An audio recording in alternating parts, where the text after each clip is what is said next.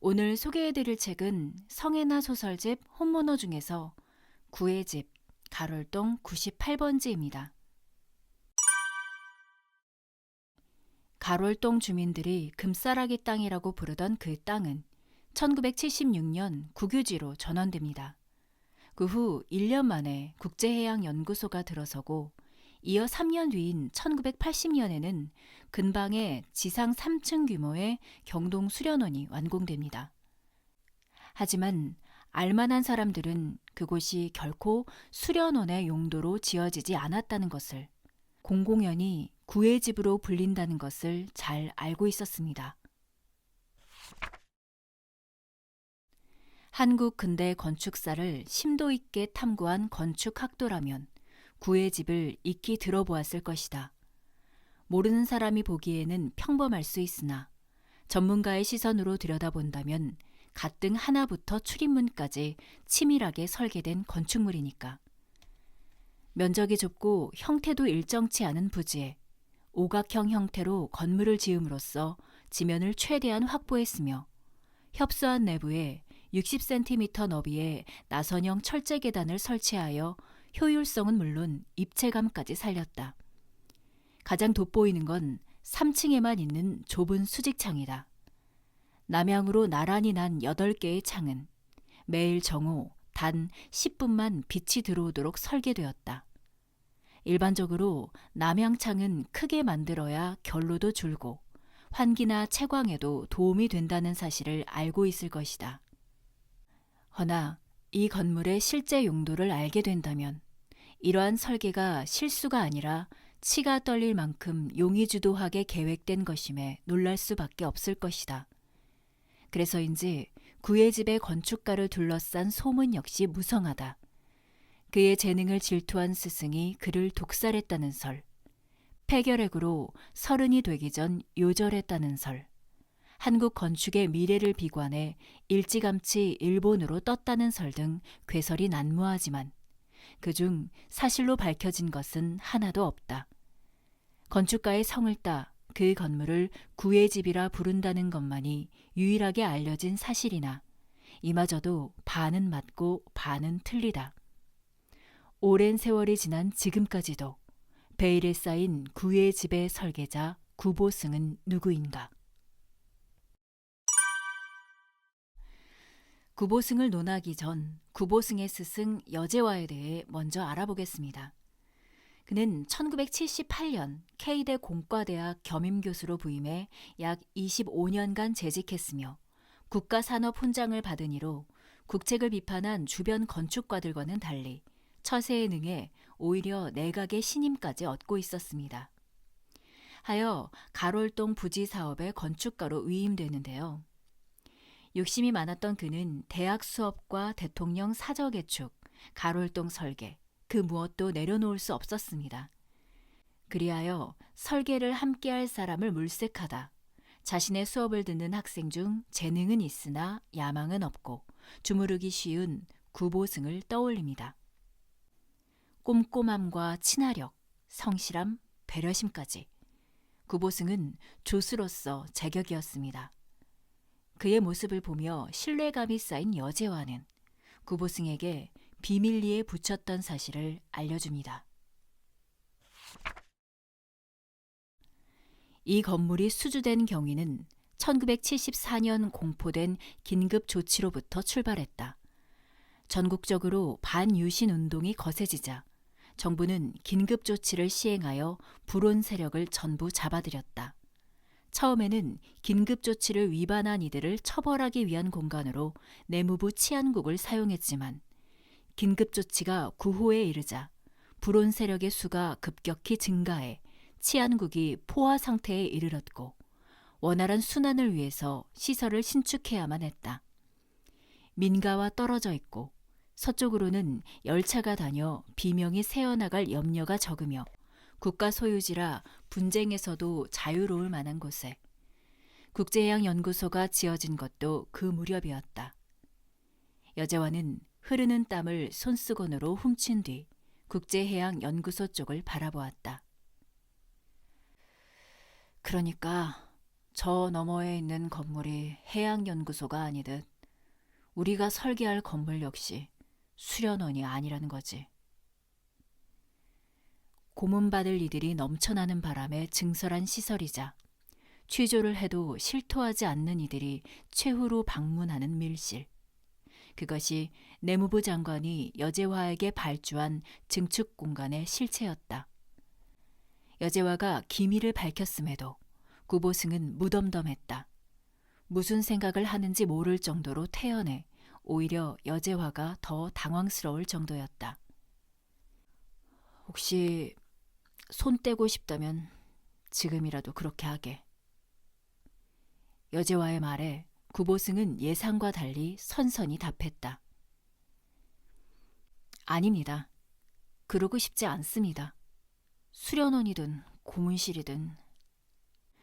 구보승은 잠시 생각에 잠기더니 확신에 찬 어조로 말을 이었다. 인간을 위한 공간이긴 하니까요. 저는 끝까지 함께 하겠습니다. 오늘 선생님께 들은 말은 이 자리에서 다 잊고요.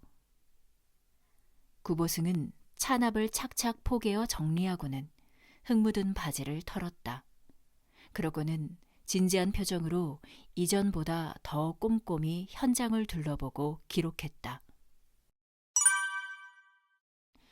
그간 다양한 시설을 설계해온 여제화였지만 막상 이 밀실에 대해서는 전혀 감이 잡히지 않습니다. 조감과 미감에 신경을 쓰다가도 이 취조실의 본질과는 맞지 않는다는 생각에 쉽사리 진도를 나가지 못합니다. 현실과 이상과의 괴리, 성과에 대한 중압감으로 골머리를 앓던 여제화는 구보승에게 도면을 공유합니다. 저 이것 좀 봐주겠나? 여제화는 그동안 그린 건축 도면 16매와 구조 도면 8매를 책상과 바닥에 쭉 펼쳐두었다. 구보승은 여제화가 바닥에 펼쳐둔 도면부터 차근히 살폈다. 지하 1층부터 지상 3층까지 밀실의 구조도가 세세하게 그려져 있었다. 사진실 겸 암실과 서류 창고를 배치한 지하 1층, 말단 직원들이 사용할 숙직실과 화장실, 통신정보 분석실, 그리고 취조받을 이들의 대기실을 배치한 지상 1층, 실장과 반장이 사용할 숙직실과 전실 외에 불순 분자들을 감시할 모니터실을 배치한 지상 2층. 감리를 거쳐야 할 테지만 단기간에 설계했다는 것을 고려하면 밀도 높은 도면이었다. 여기까진 어렵지 않았어. 숙직실이며 전실 따위는 이전에도 설계해 본 적 있으니. 책상으로 걸음을 옮기며 여제화는 깊은 한숨을 쉬었다. 문제는 3층이야. 구조와 동선을 어느 정도 짜둔 다른 층들과는 달리 지상 3층은 진입로와 계단, 계구부 정도만 거칠게 설계되어 있었다. 여긴 도대체 어떻게 설계해야 할지 모르겠어. 3층에는 8개의 취조실을 배치해야 했다. 공간을 설계할 때는 요령과 경험도 필요하나 그것만을 불가결이라 할 수는 없었다. 불가결은 상상력이었다. 무형의 공간에 선을 더하고 면을 채우고 종국에는 인간까지 집어넣는 일. 그곳에서 살아갈 인간을 위한 자문자답은 기본이거니와 미학과 독창성까지 살리는 일. 그것이 건축가가 갖추어야 할 불가결이었다. 한데 이 취조실은 채우면 채울수록 공허함만 커졌다. 건축의 본질이나 사명, 순수는 세월의 흐름에 따라 가라앉고 이제는 세속이나 명욕 같은 불순물만 남았다고 여겼던 여제화였지만 이 공간과 이곳에서 머무를 이들을 상상할 때면 잊었던 초심이 저변에서 서서히 떠오르는 것 같았다. 건축 위에 사람이 있다고 믿었던 한 시기가 서서히. 내가 지금 뭘 하고 있는 건지 정말 모르겠어. 무얼 바라고 구보승에게 고민을 토로한 건 아니었다. 그저 자신의 푸념을 듣고 동조 정도 해주면 족하겠다고 여재환은 생각했다. 걱정하지 마세요. 잘하고 계세요. 따위의 말이나 해주었다면 위안이 될 수도 있었을 테지. 하지만 구보승의 대답은 예상과 전혀 달랐다. 주제넘지만 제가 도면을 조금 수정해봐도 되겠습니까?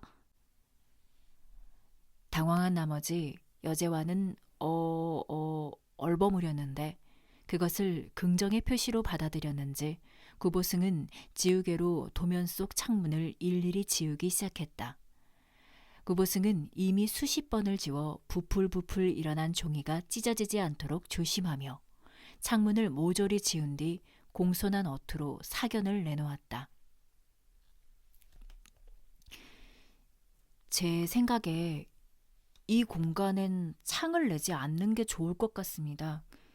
피조사자가 유리를 깨고 밖으로 나갈 가능성도 있고 자칫 비명이 새어나갈 수도 있으니까요. 그리고 무엇보다 희망이 생기지 않습니까? 희망? 죽고자 하는 사람도 빗속에선 의지와 열망을 키웁니다.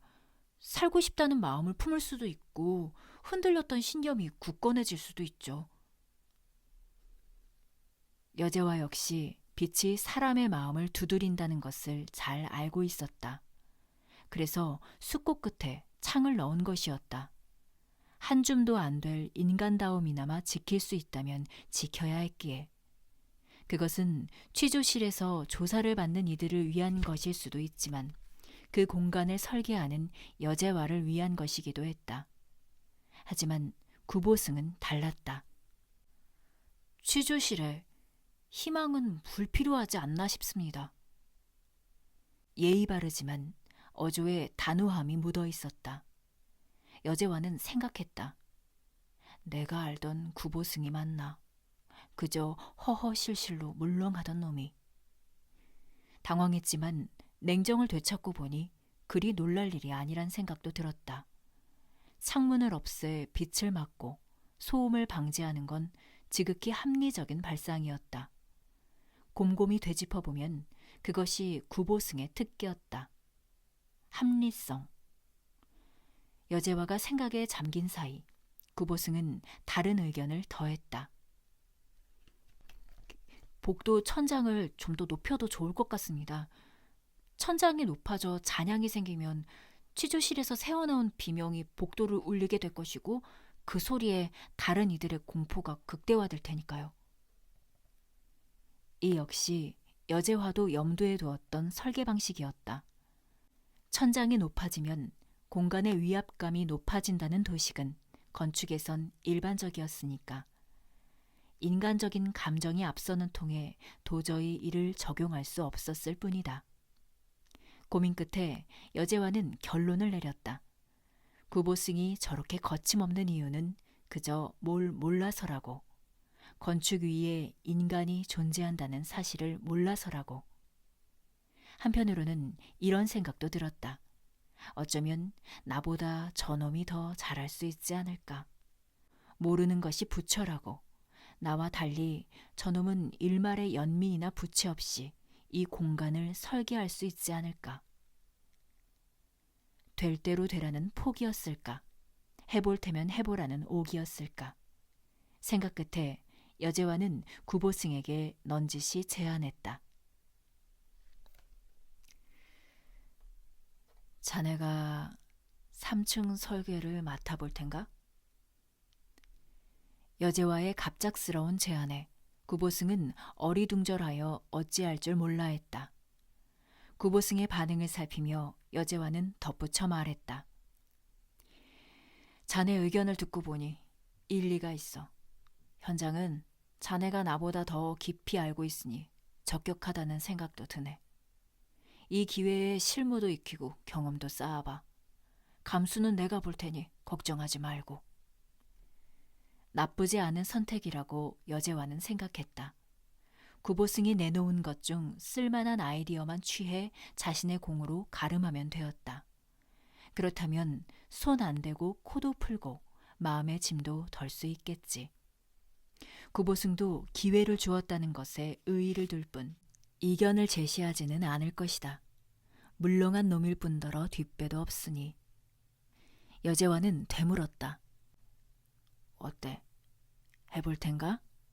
구보승은 한동안 사려하던 끝에 고개를 주워겼다. 죽을 힘을 다하겠습니다. 여제와는 구보승에게 취조실 설계를 맡겨두고 대통령 사저 개축권을 검토합니다.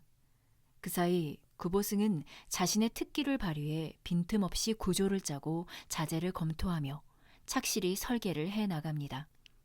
구보승의 눈빛은 점점 바뀌기 시작합니다. 여제와는 밤참을 사들고 구보승을 독려하러 연구실에 들릅니다. 이것 좀 들고 하게. 여제와가 빵과 우유를 좌탁에 부리자 구보승은 그제야 고개를 들고 책상에서 일어났다. 며칠 사이 눈밑이 거무스름해지고 살이 빠져 광대뼈의 윤곽까지 드러나 있었다. 자네 잠은 좀 자나? 여제와의 말에 구보승은 충분히 잔다고 짧게 답했다. 얼굴이 거칠하고 혈색이 좋지 않은데도 기이하게 눈빛만은 형형했다. 구보승은 빵을 먹다 말고 설계도를 가져와 여제화에게 내밀었다. 계단 디자인을 바꾸었는데 한 번만 봐주시겠습니까? 감수는 이따 받는 게 어떤가? 자네 거의 먹지도 않았잖아. 여제와의 눈총에 구보승은 엉거주춤하다 다시 빵을 먹기 시작했다. 여제와가 안부를 묻거나 사담을 늘어놓는 와중에도 구보승의 시선은 한결같이 설계도에 향해 있었다. 자네도 참 지독해. 농담 반 진담 반 이야기하며 여제와는 마지못해 감수를 봐주었다. 애초 여제와가 설계한 것은 디귿자 형태로 꺾인 굴절 계단이었다.